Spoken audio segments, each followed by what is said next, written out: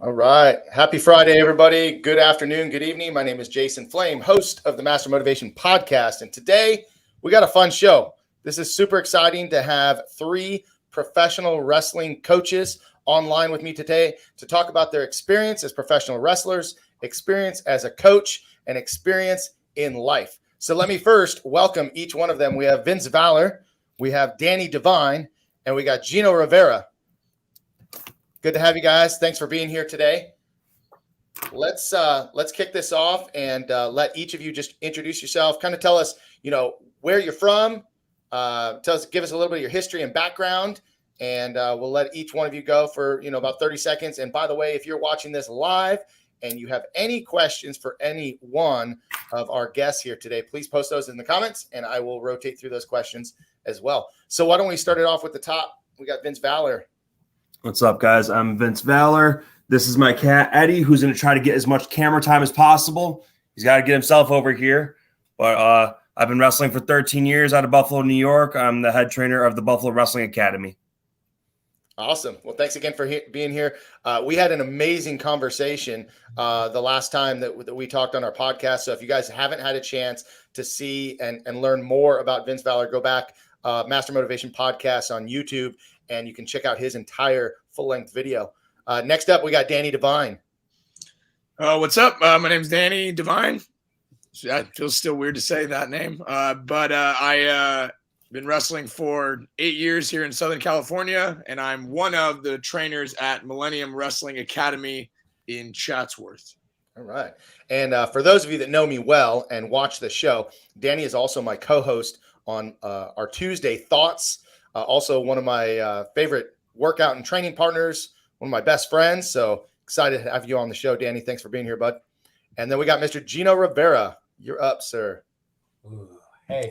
So I'm Gino Rivera, aka Gino Toldyouso, and I was trained in 2008 by Santino Bros Wrestling. I've been wrestling for 15 years consistently, consecutively, you name it, against the top stars. Anybody you can imagine, you know what I mean? And I also run my school, Off the Ropes Pro Wrestling Sessions in Albuquerque, New Mexico, creating the next generation, the future stars of tomorrow. So that's who I am, and I guess I love wrestling more than you can imagine. Right. Well, listen, Gino was an amazing guest on the show as well, and it's interesting, right? Because we talked about on our podcast that you can be a very polarizing character online and on social media, but we had a pretty good heart-to-heart discussion and really got to know the man behind the gimmick. And again, guys, if you haven't seen that interview as well as Danny's interview, guys, please go back and check those out. We got TJ Williams. Good afternoon, sir. TJ was responsible, by the way, for getting Vince on the show. So you sure was. What's up, TJ? Hello, TJ. Hello. I'm good to see him. Hey, so let's ask this question. How did you, or why did you, or both, how and why did you get involved in professional wrestling? Let's start with Danny. I pretty much same as everybody. You're a fan of it when you're a kid, and as you know, Jason, you're close to this tale. One of my childhood friends does karate, or now teaches karate at your school, but did karate at your school. Dates my daughter. His older brother was a good friend of mine, and he went, "Hey, my karate teacher, my brother's karate teacher is at a wrestling show." And I'm like, "Well, let's go to that." So I went, and I recognized you we go to the same church, and I recognized you, and I thought, that guy goes to my gym and my church. How can I talk to him? So I did some, reconnaissance and some stalking and figured out what time you went to the gym, and then casually bumped into you at the gym to ask about how to be a wrestler. And then went to wrestling, and I haven't left. Haven't left. Yeah. It's funny. I still remember that day too. I remember that day. And it's interesting that you said it was you casually, I didn't know that it was planned or anything like that. But, we had the pleasure of not only training together, but you and I started Millennium Wrestling Academy as a newer school, because Bump U was the precursor to Millennium Wrestling Academy. And then you and I started that beginners program. And as I posted and have boasted online that, man, it's come such a long way, and kudos to you for what you and the team have continued to do with the school. So Gino, you talked about training with Santino Bros. How and why did you get involved in professional wrestling? I've loved wrestling since I can remember. My mom was a huge fan. My grandpa was an even bigger fan. It's been a generational thing. And I was literally in Los Angeles walking to a show in the Staples Center. I received a flyer, had a bunch of naked dudes on it. I was like, not me, not going to get me. Walked in, enjoyed the show, came back out. That same flyer came back to me. And I'm like, I don't want to see strippers. I don't know. Stop it. And the guy was like, dude, chill. It's wrestling. And I was like, what? You know what I mean? And he's like, wrestling, it's a school. Like, Santino Bros, check it out. Joey Chaos is the trainer. I had no idea about indie wrestling. I was literally a WCW and a WWF fan flipping the channels. I had no idea there was an indie market at all. Mm-hmm.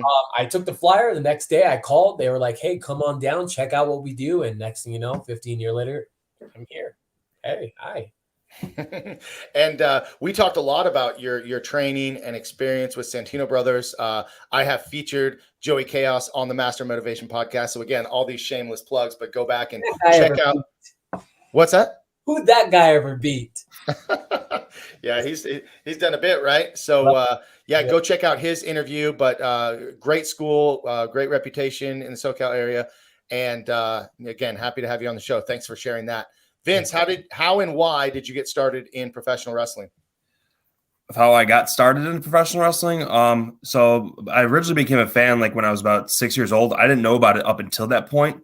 My mother dropped me off at this daycare, and the kids there loved it so much. They had all the action figures and videos and everything like that. So I kind of got hooked based off that as a fan. Mm-hmm. But my introduction into actually becoming a wrestler, much like Gino, I wasn't familiar with the independent scene up until the point where, like, all right, once I started training is when I became familiar with it a little bit more. But up until that, I was more of a fan of WWE, WCW. But myself and about 8 buddies from Niagara Falls, we made our way to Rochester, New York to train at Upstate Pro Wrestling. And then I was splitting time between there as well as in Niagara Falls, Ontario, Canada, training there as well. And I've been a wrestler ever since. Yeah, everybody starts by saying that they were a fan of pro wrestling growing up, loved watching it, whether it was WWF or WWE and WCW, ECW. I, like you guys said, didn't know anything about independent pro wrestling, didn't know my first experience with anything that would be, considered maybe independent was seeing Joey Chaos, believe it or not, on XPW. I remember being up at the middle of the night. It would be on like super late, and I was like, what's this? And there's a couple other people that I recognize from the show just from hearing or reading magazines or whatever. But my introduction to MPW was Barry Cohen. I always love telling the story. Barry Cohen introduced me to Logan X, and Logan X then in turn introduced me to Seth Skyfire, Steve, Coach Steve, and it all stemmed from martial arts. It was like Barry approached me and said, how would you like to promote your martial arts school? And I said, well, sure. How, what's the deal? Oh, we're having a pro wrestling event at the Boys and Girls Club in Simi Valley. And that was my first experience getting in. And then from there, it just led to going to Bump U and being involved with Millennium Pro Wrestling. And as we moved from, Chatsworth to Moore Park, back to Chatsworth. And again, here we are. So we've all kind of got a little shared history as being fans, but also kind of that, being new to the whole deal of like, how do you break in? How do you get, behind the curtain, so to speak? Yes. Let's talk about what is your most rewarding thing, or let me back up before I ask that question. How did you make the transition from being an active wrestler to now being a coach? Because sometimes, I know this as a martial artist, it was kind of weird to go from being one of the guys and a peer to being someone that had a little bit of authority, right? And we could talk about authority versus influence and all those things. But, really, it's kind of weird to start teaching the people that you've been training with for a bit, right? So Gino, why don't you start with that question? How did you make the transition from, being a wrestler to a coach? And obviously we know that we're all still active, or Right. I should say the three of you are more active, but making that transition. Well, you know what? I can say this. I might be solo in this, but I never wanted to be a trainer.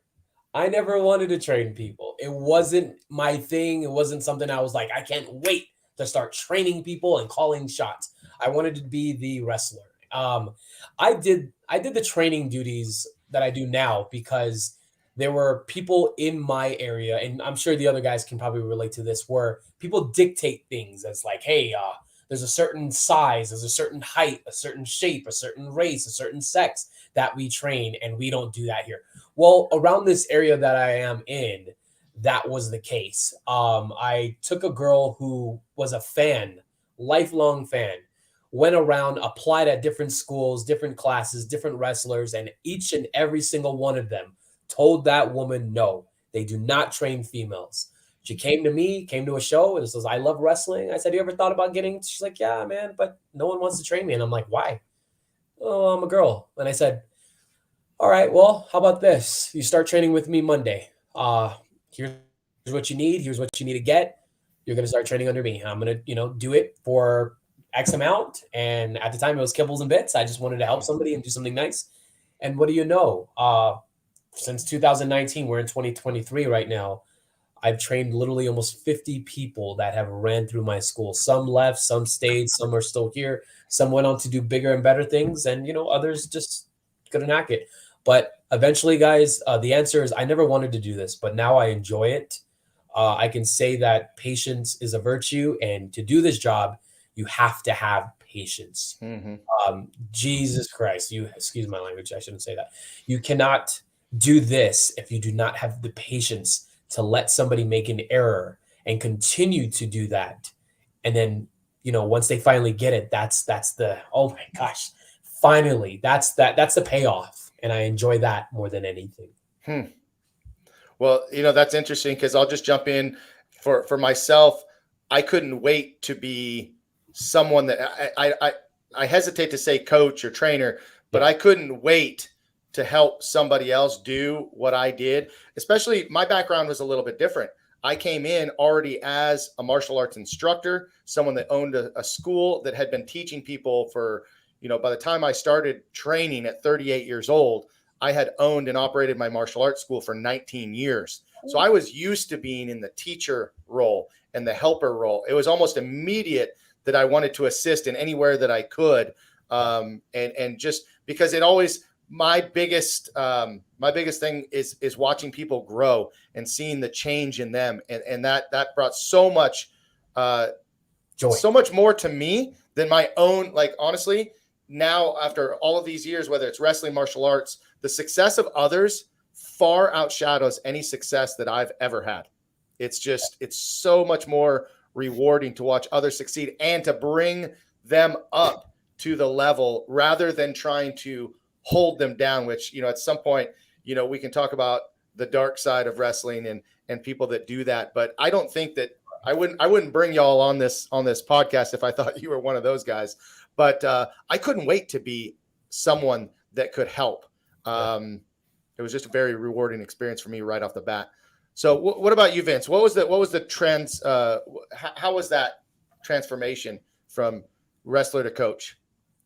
So I have a little bit of a different story with that. I never saw myself being in that type of role. I never thought that it would ever end up that way. For me, becoming a trainer started through watching backyard wrestling. Wrestling's supposed to be good. I watch good wrestling, but I like to watch the bad wrestling too because it's entertaining to just wind down and realize what this isn't supposed to be. Yes. So it's entertaining after a long weekend. Put on some backyard wrestling and you have a nice laugh. But I stumbled across this place that was actually nearby, like 10 minutes down the road from where I live, and I recognized a few of those guys because I've seen them as fans at shows. And I'm thinking to myself, it's like I know that place. What would happen if I just showed up there? And told them it's and I know how frowned upon backyard wrestling is, but their fans just like anybody else is. much like the race, sex, gender, all that stuff, they're being told no just because they're backyard wrestlers. But they obviously want to do this. They just didn't know like how to do it or how to go about it.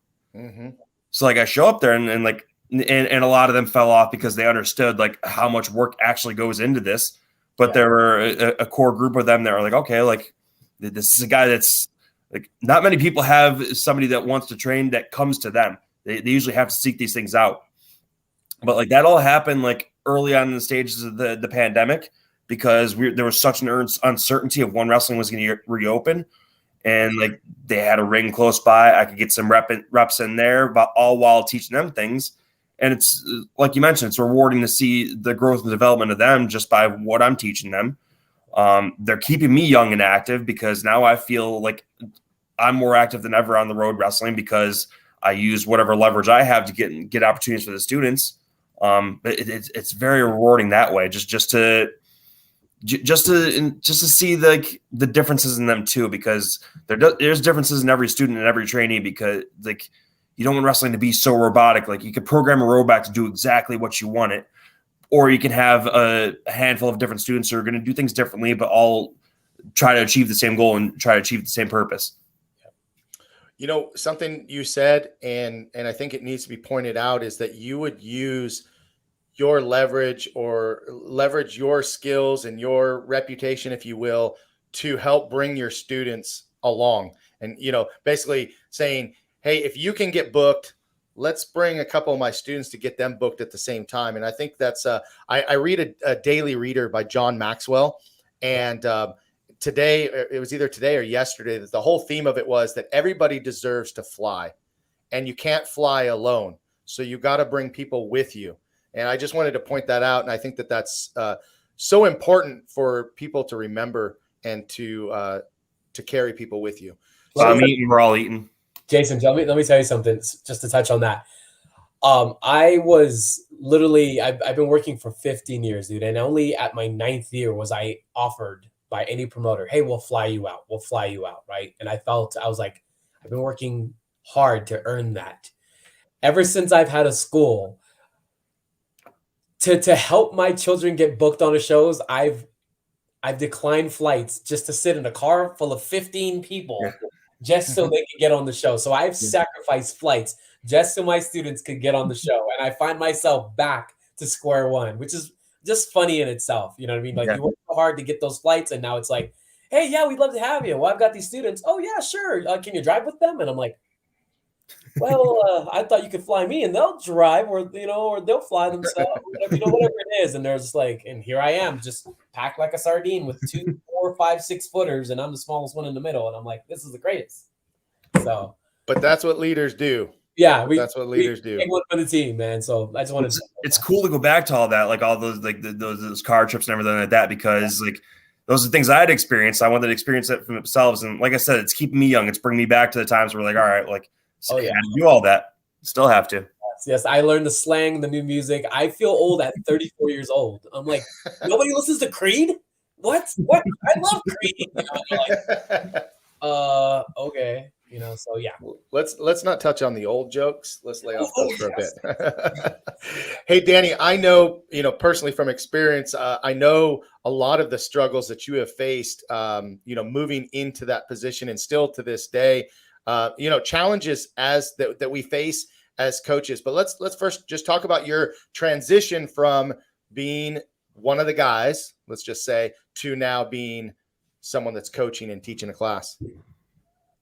It was kind of just I was told to do it as opposed to trying to reach for it. It came from, we have at Millennium Wrestling Academy, still it's better now, but it used to be basically like there was just multiple trainers, and it was almost like 3 different schools under one roof. So you got like 3 very different opinions, which ended up being great.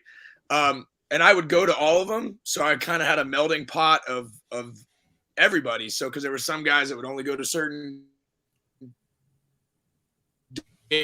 so I had kind of a melting pot of everything. And I was just so obsessed with understanding wrestling, and that me and my best friend, my training partner, Daniel Moon, we would go early into class, or like early before the session started, and we would do like just train the two of us. And people started asking if they could come to those days as well. And then that just turned into the owner going, "You have your own day." So that's it. Like accidentally happened. Once we moved to the new school, I was more in the fold. I kind of became, I don't love the term, but I became like a locker room leader, I guess, because we run a weekly show. So you're with the same crew every single week.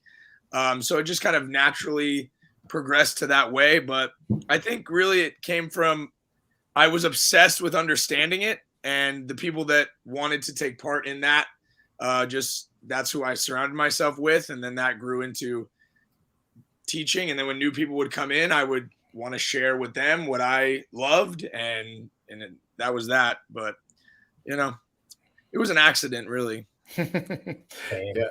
The first time I ever taught a martial arts class, when I was actually responsible for teaching the class, it was the day that I earned my black belt, and my instructor said, "Okay, the class is yours." And I said, "What? What do you want me to do? Whatever you want to do." All right, here we go. It's funny because like even now, like I'll attend class on Monday. So like, and I'm standing in line just like everybody else. And then Tuesday I'm teaching class, and some of the same guys that were there on Monday are coming, and I'm like, okay, well, now I'm the teacher. I know I was running drills with you yesterday, but now I'm going to teach you. Just because it's like, I'm never going to stop trying to learn more. And like, sometimes you have to show the students at the same point, like, I may know and have done this a little bit longer, but I'm no better than you as far as like my status in this imaginary world of wrestling. But sometimes it's a little awkward. It's armchair quarterbacking is what it is. I get in there with my students. I don't go, "Hey, show me how to do a corkscrew, flip, drip, whatever you want," or "Hey, show me how to do a shooting star," and I'm like, well, I'm not going to get in there and show you. No, I have to go in there and show them and let them know this is how you do the roll. This is how you do the back roll. I never make my kids do anything I won't do myself. And I took that from Vince McMahon himself, right? He would never make you do anything he wouldn't do himself. That's how I apply my training too.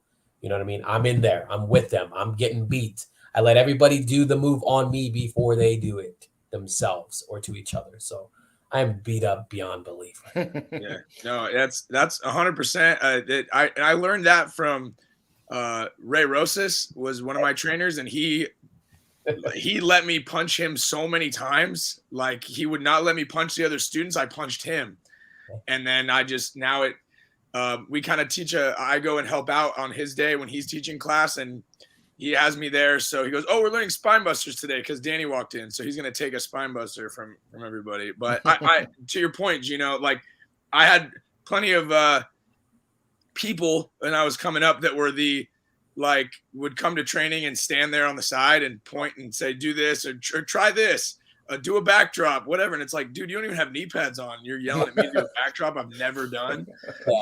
But sure. Okay. And it just like, I never wanted to be that way. So it was a big motivator. So I almost thank that person. It was a bad experience, but I thank them for motivating me of what not to be as a coach.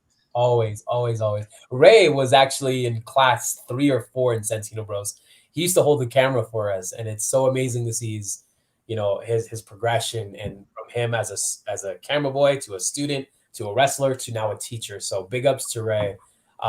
Me and him have been up and down, for years, wrestling, him kicking my butt, me kicking his butt, and he's an awesome trainer. Shout out to you, Ray. Glad to see what you're doing. But dude, I've had that same experience where I've had a lot of places where they're like, do this, do that, do this. And man, like I was like, this isn't how Santino Bros does it. Okay, well, I gotta stop expecting, Santino Bros out of someone else. You know what I mean? So I just was like, yeah, this isn't the way to do it. One day I'm gonna just do it, but I don't know when.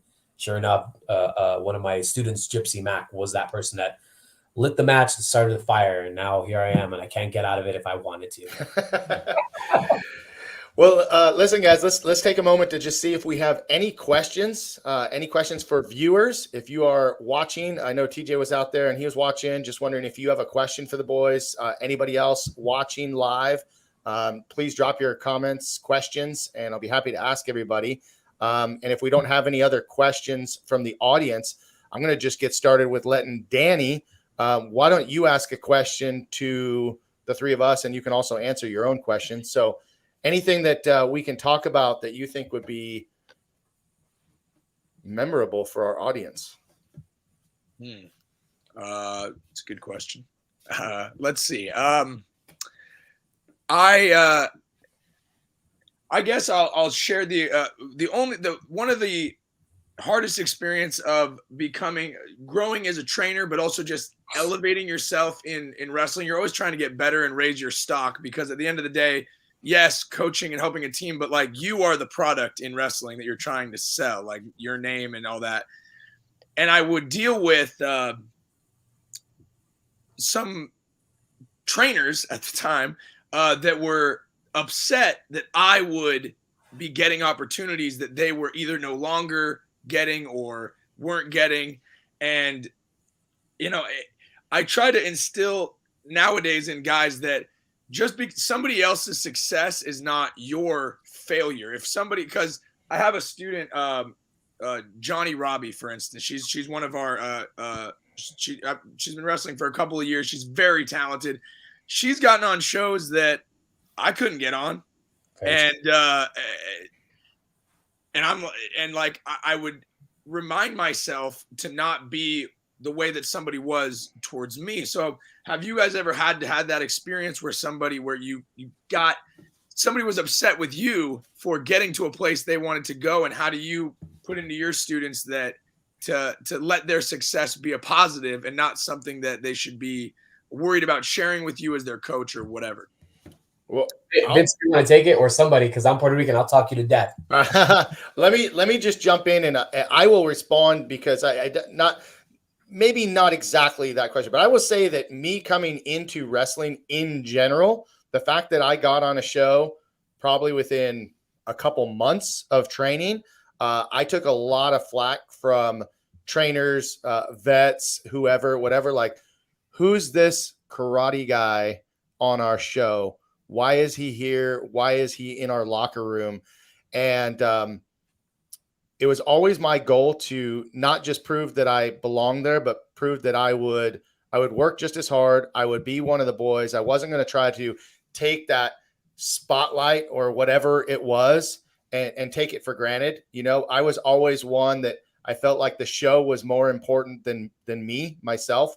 And so I would always try to lead by example for those around me that way, and prove that I wasn't just a flash in the pan. If someone, a booker, the owner at the time, had enough trust and faith in me, I was going to make sure that I didn't let them down.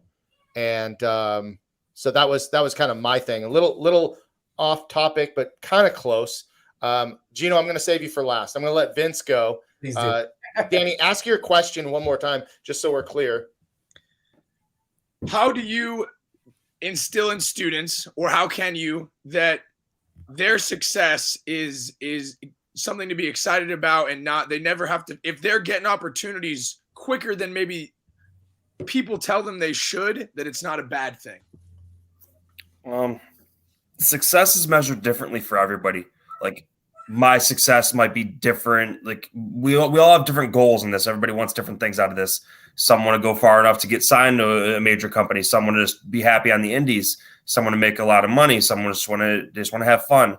So, I mean, everybody's success is measured a little bit differently. We don't all have the same goals, but like, everything's there's different situations for things too. Like I said, like all my students are different. So, I mean, let's say there's one opportunity for one that might not be the best for another. Like, I have one student who, skinny kid with long hair. If I need somebody to get beat up that night, he's the guy. I'm not going to go towards, the 280-pound guy that's a little more muscular. I mean, or like, it's just different situation. Sometimes it's just whatever the spot needs the most. I might need a smaller guy. I might need a bigger guy. I might need a guy that's very athletic, or somebody that listens very well. I mean, these are all skills that they're taught, but I mean, appearance takes a big factor into that as well. Like you just want to find the right guy for the right situation. And I try to explain to my students that, like, okay, like, maybe he's getting this opportunity now, but that doesn't mean that you're not going to get the same opportunity 3 months from now, or maybe even longer or shorter. I mean, they're all like on an equal playing field where like they're all going to get opportunities to come their way. It's just a matter of like certain guys for certain situations. Mm-hmm. I love the fact that you brought up the point that success for every individual is different. Yes. My success is going to be different than what you consider success for yourself. And Danny, I was thinking about this, right? In the early years, right near the beginning, I believe there was an opportunity that the world title was going to go to me, and I said to Paul, I'm not the one. It should be Danny, right? And being able to instill again in students that sometimes the big picture is more important than yourself. If we can keep pointing that out to them, if the show succeeds, everybody succeeds. If the company grows, everybody grows, right? And so I remember that you actually pointed that out to me. I never even really knew it, to be honest with you. But it just worked out that way because I was like, no, this is not the right move. And people have to be willing to be put their ego to the side, I think, too. And that's hard to do. That's hard to, take your ego out of it. So, Gino, what do you say? Repeat that question one more time, Danny. You good? How can you, as a trainer with all your students, how can you make a student's success be something that they can be proud of, as opposed to making it competition between each other or even yourself?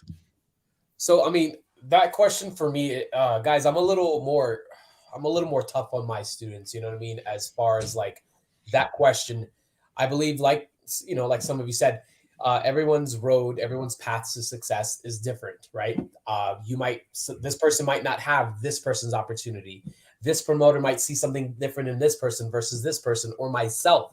And it's been something like that amongst a lot of my students, where 3 or 4 of my 6-footers, right, all 6'4", 200-something pounds, they see one good thing in one of those guys, and they all can do big man stuff. They can wrestle, they can talk, but this guy I like, you know what I mean? And one guy might go, hey, well, I'm 6 foot, I'm 200 pounds, I got more muscles than this guy. What does he see in this guy that he doesn't see in me? So we try to break that tension by going, well, like I said, I'm very tough, right? Nobody cares. Work harder, right? You know what I mean? I've had opportunities that I feel I didn't deserve, but someone thought I deserved that. And I've also worked for opportunities that I thought I deserved. Well, you know what? It wasn't given to me. And I always tell my kids, wrestling doesn't owe you ish, meaning the SHIT word. Wrestling doesn't owe you a thing. Nobody cares how hard you work. Nobody cares what you've gone through. Nobody cares what you've done. It's all about the now. And it's all about what someone right there and then sees in you. And you're just, you aren't in that position right now. Does it mean it'll come to you? I don't know. Does it mean you'll get it if you work a little harder? Probably not. You know what I mean? You never know. Wrestling is unpredictable. And I try to tell my guys and girls that, listen, just because I was given this opportunity, doesn't mean you won't. But it does. It also means it doesn't mean you will as well. So you gotta hope for the best and expect nothing. And I live by that. I truly punch those and claw and scratch those words into my kids where they understand.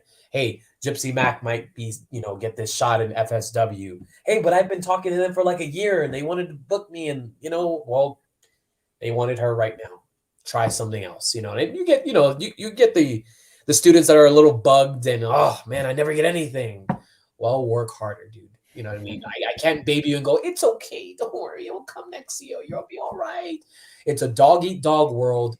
This business is hard and dark at times, and I'd be a fool to tell you that this is the greatest business in the world and everything you want will be Mickey Mouse and smiley faces everywhere, and you're going to get everything that you want. No, you're not. You know what I mean? And I give it to them raw. They have to hear this, because if they don't know, they're going to go into wrestling expecting and feeling entitled. And that's the one thing you cannot do in wrestling, is feel entitled. I think you started that off. Who was it? Eli Everfly posted something that I think both of you, Danny and Gino, shared. Yeah. Maybe it was Brendan that shared. I don't know. Danny's looking at me funny. But just about wrestling doesn't know anything. But listen, life. It was me, 100%. It was me. Yeah. Okay. I knew you were on the same page with that. But listen, life don't know you a damn thing, right? I mean, life, pro wrestling. Let's face it. There are some kids that are born into money right off the bat, and they're off and running, and some of us were not and had to work with it. Some of us were born with God-given talent. Some of us were not. At the end of the day, if you don't like where you are, change it. Work your ass off and get yourself there. I literally watched a female wrestler currently signed in AEW right now get picked over 3 guys that have been in the business working their butts off. This girl was working for 6 months. She had her 4th match in Colorado, and Kenny Omega went up to her and goes, "We got to talk." Next thing you know, she comes back to us and she goes, "Guys, they're going to sign me." Me and these other guys look at each other like, how the heck? Oh my, what? You know what I mean? Look, they weren't looking for us. They were looking for that person. Right place at the right time. And just because we were entitled that night, like, oh, we're here for a contract, we're here for an opportunity. No. You know what I mean? Those things happen in wrestling. And I use that story with my students too. Look, what happened for her won't always happen to you, no matter how long you've been in the business, what you've done, who you were trained by. I know guys that weren't even trained, you know what I mean, that are signed today.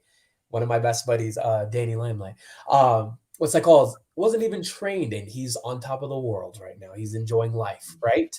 And then there's guys that were trained by Rikishi, that guy, Al Snow, Eugene, you name it, and they can't even get booked.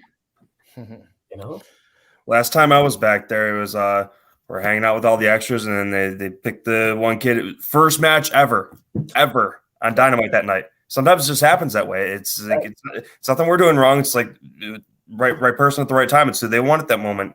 But like something I learned early on, like that I still take with me this day, and I still teach to my students. Sean Spears, somebody who had a heavy hand in my training, I learned a lot from him early on. He says, somebody out there, maybe here, maybe there, somebody out there wants it more than you. Somebody out there is working harder than you. Somebody out there wants this, and you should be okay with that. You should be trying to work harder to where there's nobody that wants it more than you do. Yeah, and I often mess up quotes, but I'm thinking that your success, someone else's success, does not take away from you in any way, right? Someone else's success, if anything, if they can do it, that means it's possible. It means that you can do it too, right? So if someone is successful, you should be happy for that person, learn from that person, and let that motivate you and inspire you, right? Since this is the Master Motivation Podcast, let's keep things real and make sure that we're looking at it from the right mindset. So, Gino, why don't you ask your question? I would like to go, well, it's probably going to be 2 questions in one. Okay, so I recently signed up a student last week, and he didn't know where to go to become a wrestler, which is every wrestler's freaking nightmare, right? I mean, it's like, I want to be, or a person, I want to be a wrestler. I just don't know how to get in it, where to go. When we graduate from high school, we know, hey, I'm going to college. Here's all the college places you can go to. As in wrestling, there's not many options for that. And my question is, how can we, not just the 4 of us, but how can we as an industry create more awareness or opportunities, or let the wrestlers, the collegiate wrestlers, the football players, the basketball players, what can we do to go, hey, we're out here, there's a school here, right? Mm-hmm. And yeah, you can say we can promote online, we can pass out flyers, but colleges don't have to do that. They're just there, you know what I mean? And they're reputable colleges.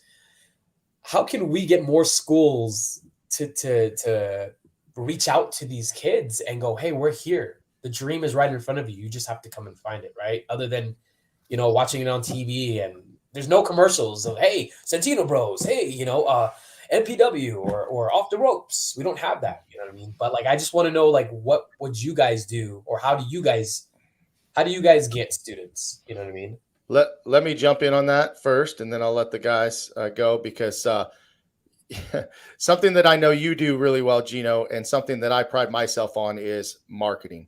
Yeah. I am always marketing everything. Doesn't matter what I'm doing, right? It's marketing and awareness, right? So I think if we were talking about pro wrestling, I don't know, 10, 15, 20, go back even further, like, dude, it was not marketed. It was not talked about. It was like you would only find out if you were in an inner circle, right? And I think now, you know, it's definitely a lot more, let's just call it mainstream. I mean, it's the curtains have been pulled back pretty far, right? People talk pretty openly and honestly about pro wrestling in general. I think one of the best things that we can do, and that we could encourage other wrestlers to do, is reminding the youth to live their dreams, right? If you have a dream to be a pro wrestler, then go be a pro wrestler. If you have a dream to be a fireman, go be a fireman. But to be out there and to just let them know that it is viable, it is an option, right? One of the things that I love to do, and I used to love to do it for the wrestling school, is we would do little birthday parties, or we would do things that would kind of just get the youth in. But really what I wanted to do was to get to talk to those kids, get in front of the schools, being at the Boys and Girls Club. Danny and I, you know, did several things. We went out and got on the radio for some of the shows that we did, and let all the kids from the Boys and Girls Club come to the show for free.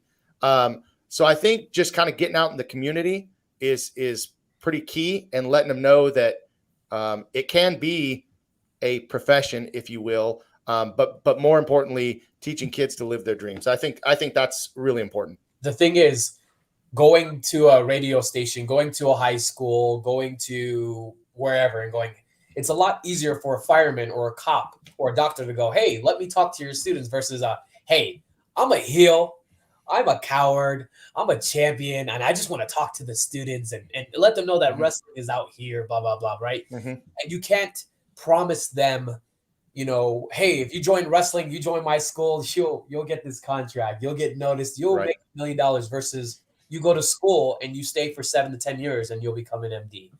There's no promise in wrestling. It's very hard to do that and bring somebody in. You got to really be, you got to really want wrestling, and you've got to have a certain amount of crazy to do this, right? You don't have to be a certain amount of crazy to be like, I want to be a veterinarian, right? But you got to be kind of crazy to go, I think I want to get hit and beat up by this guy right here, Vince. You know what I mean? I want to get slammed by him. It's a lot harder for us to bring these people in. That's why it's like, I'm asking, how do you guys do it? You know, I know what I do. I flyer all day, you know. Right. My new student came to me by word of mouth. Somebody was like, hey man, you know, I love wrestling. You love wrestling? Hey, my coach is a trainer. Really? Okay. I mean, Gino, when you show up to a show, you show up in a suit, or you show up dressed like a bum? No, I am all about suits. I am all about so being a pro, right? Being a pro. Absolutely. So instead of people showing up in sweatpants and a ripped up shirt, you got to act the part. If you want to be a pro, you got to be a pro. And I don't care if you're a pro wrestler or a janitor, you got to network. You got to network everywhere you go. I think that's another thing that definitely, you know, if you want to be seen as a pro, that's what you do. What do you think, Vince? I mean, how do you get students in your school? How do you promote your school? Social media is the most powerful tool in professional wrestling. People can get jobs out of it, or it can ruin people's careers depending on the way they behave online. It's a lot of it is as simple as that. It's promoting yourself online.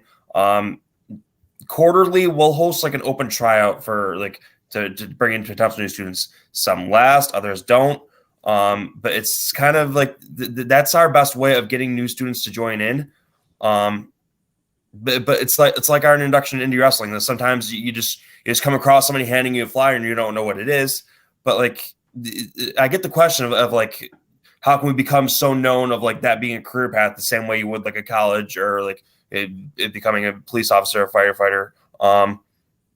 I think the big difference in that is pro wrestling is the most openly mocked profession in the world. You don't see anybody like you tell somebody a wrestler, oh, this guy's going to body slam me. We've all heard it. We've all heard it in everyday life, and I hear fake wrestling. I get called fake. It's fake all the time. But I think it's because like normal people mock this so much that where like they're not so open to it. Like if we were to walk into a school and be like, "Hey, I want to talk with the kids about this," like they would see it as a joke and wouldn't take it as seriously as they would the police officer or the fireman. So it's that's kind of a disadvantage for us. Yeah. But like it kind of is like it's a seeing is believing thing. Like people aren't so open to the idea of wrestling until they actually see like what it is and what it can present for them. As far as the live their dream thing, I mean, yes and no. It's always like a lot of it. Yes, it is our dream to wrestle, but I mean, I see people that are in wrestling rings that shouldn't be just because I'm living the dream. Well, I mean, I'm a Buffalo Bills fan. If it's my dream to play for the Buffalo Bills, they're not just going to put me in for Josh Allen, like if I'm not qualified for it. So I mean, too many people are being passed along that way, and a lot of that is because of there being so many schools run by so many different people, and like they're bringing in people that don't know any better. They just see wrestling school and their minds don't know any better, so they're going and handing their money to somebody that's really not qualified to be teaching anybody. But that's a different podcast for a different time. We'll run that back. But I mean, I don't know. I think like that's the biggest disadvantage we have against us because everybody mocks wrestling as much as they do. So it's tough to really be seen in that same light as other professions. All right. I think we all answered Danny's question. Yes? Or that was Gino's question. Yeah, Danny, did you answer? You didn't answer. Not. I pretty much agree with what Vince said because I think that there's a stigma around wrestling because when you look at it, aside from television wrestling like WWE, when you think about independent wrestling, unfortunately, what's popularized or what's like what the first people think of is what we were talking about before, like backyard wrestling or like blood and guts kind of a thing. Like they're not thinking that it's a like there's especially here in California, there's a lot of questionable shows that happen. How can I not be a jerk here? But there's some questionable shows that are happening where the ring looks like it's just like a tarp, and it's in front of a couple of people, and people are I'm not a monster fan of the blood and gut style of wrestling. I think that that's what gets people to go, I want no part of this. I do a very different style at our school and our show. But I think that it's to Vince's point,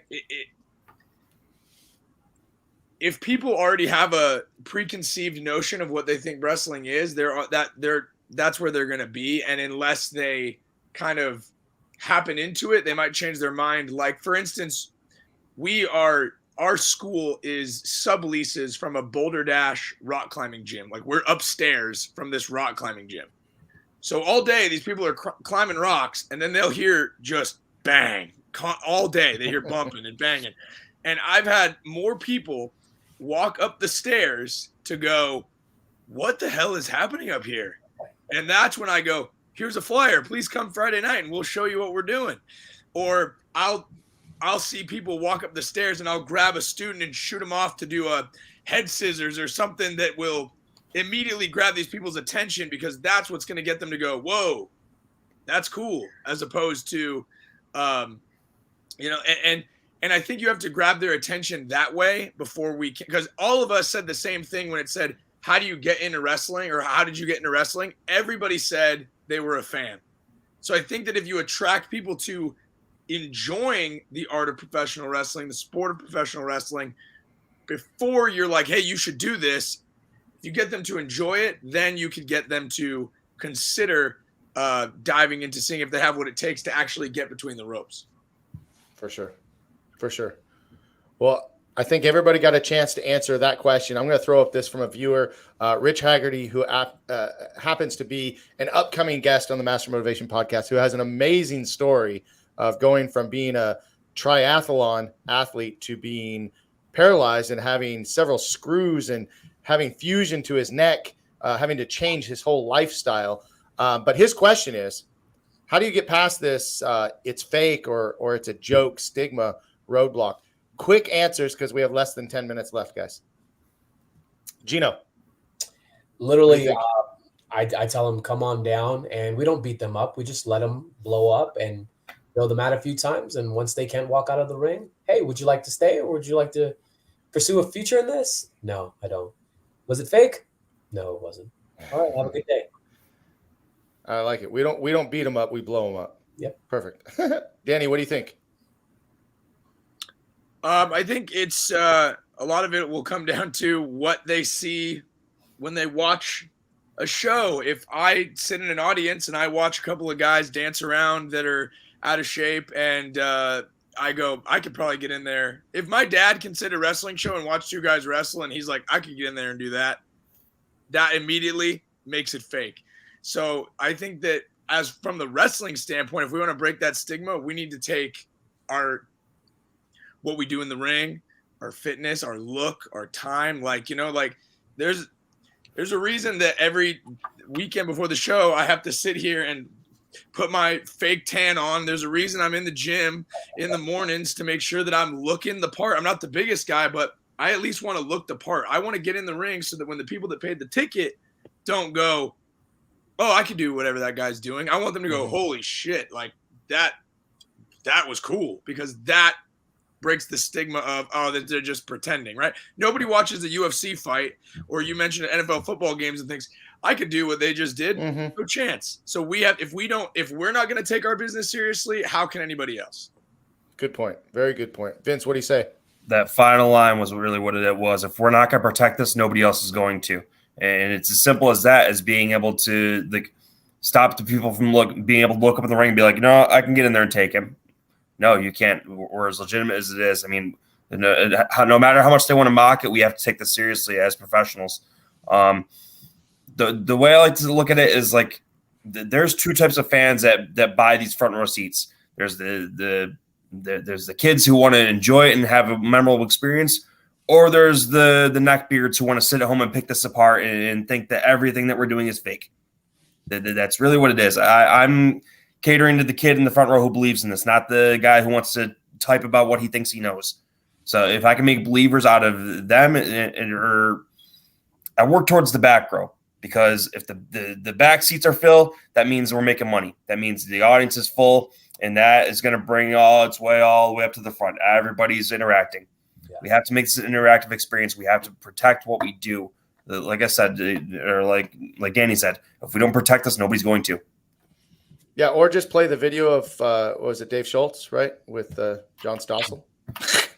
Look, let me show you. Just to add on to that, I've had multiple people, hey, you know what I mean, in all seriousness too, hey, like, I don't believe this is real. Can you show me? And then I've had the heckler like, this ain't real, dude, whatever. But I've had athletes come from football, baseball, basketball, and go, dude, this is more intense than any sport I have ever done. And I thought this was fake. This is a lot more real than I ever thought it was, because of the type of training, not just what we see on shows, but you got to start somewhere, and it starts with training. If there's bad training, they're going to be like, I can do that. You know what I mean? But if you go in there and you not just blow them up for 30 minutes, it's more so what you do in that ring that they never thought they needed to do this sport. That's where I go, hey, was your experience fake or not? Do you feel that? When you hit that rope and your back has those 3 lines on it, you know what I mean? And it's tearing your skin, is that fake? I don't have to put somebody in a corner and chop them and go, was that fake? Because I can do a work punch and go, did you feel that? Right. Okay. It's more so what you do in training to bring them and go, I can't breathe. I threw up twice. This is hard. It's not fake. That's right. Well, guys, we have less than 5 minutes now, and I want to make sure that Vince gets to ask his question, because everybody's asked their question. Let's try to keep our answers precise and to the point. So, Vince, last question of the interview. What would you say is your biggest challenge as a trainer? Danny. Finding a balance between protecting our business and wanting to maintain a good cash flow of students, because I can be rather harsh, and sometimes because I love this and I take this seriously, and I've had torn knees and surgeries and everything else because of it and still come back to do it. And when people get in there to kind of be a tourist and it's fun, but they pay their money every month, I don't care. But I need your money every month in order to have a school, right? But so it's the fine balance between like being like, hey, you need to take this seriously and being harsh, but also wanting everyone to get a good experience for something that they did sign up to do. So I struggle with that quite a bit. Gino, quick answer. Similar thing to what Danny said. It's making sure the creating a great experience for them to come back. But sometimes even creating a good experience will make somebody go, too much work. I didn't expect to do this. I can't show up today, coach. I'm sorry. Just making sure students train consistently has been my struggle. Vince. Training consistently is a bit of an issue. But like, it kind of just echoes both of your points. Is like finding that balance. Like, this isn't for everybody, and like the further they train, they might realize that, and they might get blown up, or they might have prior commitments to where they can't make classes, this or that, whatever the excuse may be.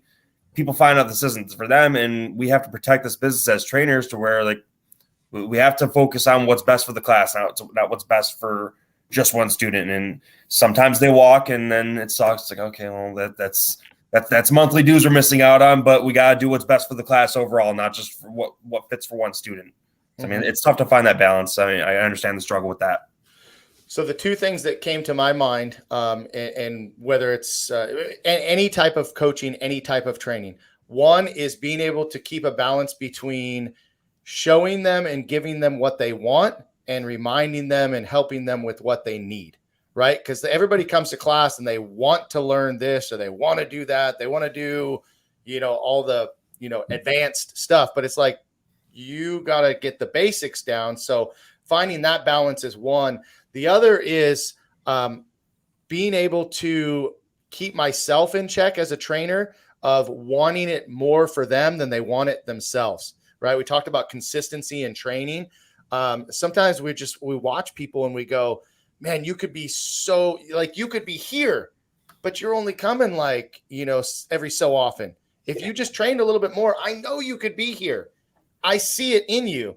And they're like, meh, So those are the two things that I know in what it doesn't matter if it's wrestling, martial arts, fitness, as a coach, as a trainer, those are my challenges. I think another thing that's tough sometimes too is like understanding, and this is an internal thing for myself, is like what's common sense for me and might not be common sense to everybody else. Just because I was taught to do things a certain way, like right. Everybody Everybody comes from different schools, different backgrounds. So like if I have a drop-in coming in from a school that's an hour away or something like that, maybe they were taught things a little differently. So I mean, you got to teach yourself the patience of having like, okay, this is common sense to me. I feel like everybody should know these things, but not everybody does. Yeah, absolutely. And Gino said it very early in today's interview that one of the most important things is that patience, being able to be patient. So guys, listen, I hate to cut it, right here, right now, but we've had an amazing discussion for almost an hour with some amazing professional wrestling coaches. Thank you to Vince Valor. Thank you, Danny Devine. Thank you, Gino Rivera. Guys, follow these three on social media because the reason they're on the show today is not only do they have the experience and do they love professional wrestling, but these are leaders that should be commended on just their mindset and their attitude that they pass down to their students and to their schools. That's why I had them on the show today. I hope you learned something today or just take something away that you can use in your life, whether you're a professional wrestler or any other industry. I think there's lots of golden nuggets throughout this interview today. So thank you to all three of you guys for being on the show. Continue doing what you do. You guys are doing great stuff. Thank you. Thank you. All right, guys, that's it for today. Today is Friday, February 24th. We'll be back on Monday for another edition of Master Motivation. And don't forget to check out Danny and I with our Tuesday thoughts each and every Tuesday. And we'll see you next time. Have a great weekend, guys.